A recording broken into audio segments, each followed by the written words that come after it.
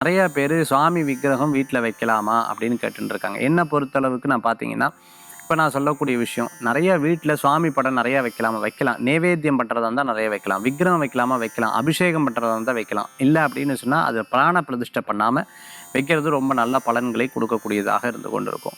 எனக்கு நான் வந்து டெய்லி பூஜை பண்ண முடியல. டெய்லி வந்து டக்குனு விளக்கேத்தி சாமி கும்பிட்டு போறேன். ரொம்ப நல்லது. 2டே 2 கல்கண்டு வச்சு நைவேத்தியம் பண்ணிட்டு போங்க. அதுவே ஒரு பெரிய விஷயமாக இருந்து கொண்டிருக்கும். சந்தி வேளையில விளக்கு ஏத்த முடியல. நீங்க வேலைய விட்டு வந்ததுக்கப்புறம் கை, கால், முகம் கழுவிட்டு விளக்கேத்துங்க. அதுவே உங்களுக்கு ஒரு பெரிய நன்மையாக அமையக்கூடியதா இருக்கும். எனக்கு பெரிய சாமி ரூம் கிடையாது. ஒரு சின்ன இதில தான் வச்சிருக்கேன். தப்பு கிடையாது. நம்மளுக்கு அது பெரிய சாமி ரூம் மாரி. நம்மளால எந்த அளவுக்கு சக்தி இருக்கோ அந்த அளவுக்கு இருந்துட்டுருக்கலாம். வண்டியில போம்போது, கார்ல போம்போது இறைவனுடைய நாமத்த சொன்னாலே பெரிய பலன்கள் இருக்கும்.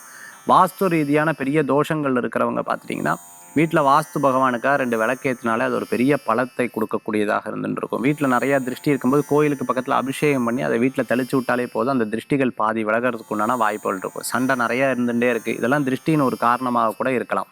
அதே சமயத்தில பார்த்துட்டீங்கன்னா, தெரியவே இல்ல சார். ஆனா வீட்ல காசே நிக்க மாட்டேங்குது அப்படின்னு சொல்றவா, முடிஞ்ச அளவுக்கு பார்த்துட்டீங்கன்னா, வீட்ல குபேர பூஜை பண்ணிக்கிறது அற்புதமான பலன்களை குடுக்கக்கூடியதாக இருந்துட்டுருக்கும். ஒரு காரியம் முடியிற வரைக்கும் வெளியில சொல்லாம அந்த காரியத்த ஜெயிக்கிறது நல்லது. வீட்ல எப்பவுமே வாசல்ல வந்து பைரவ தீபமும், வீட்டுக்குள்ள மகாலட்சுமி தீபமும் ஏத்துறது ரொம்ப நல்ல பலன்களை குடுக்கும். பைரவ தீபம், சிவப்பு திரி, நல்லெண்ணெய்.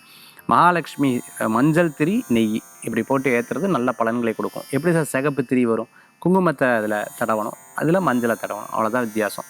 அதே போன்று வாரத்துக்கு ஒருக்கா வீட்ல குழந்தைகள் இருந்தாங்கன்னா, ஞாயிற்றுக்கிழமை நாள் திருஷ்டி எடுக்கிறது நல்ல பலன்களை குடுக்கக்கூடியதாக இருக்கும்.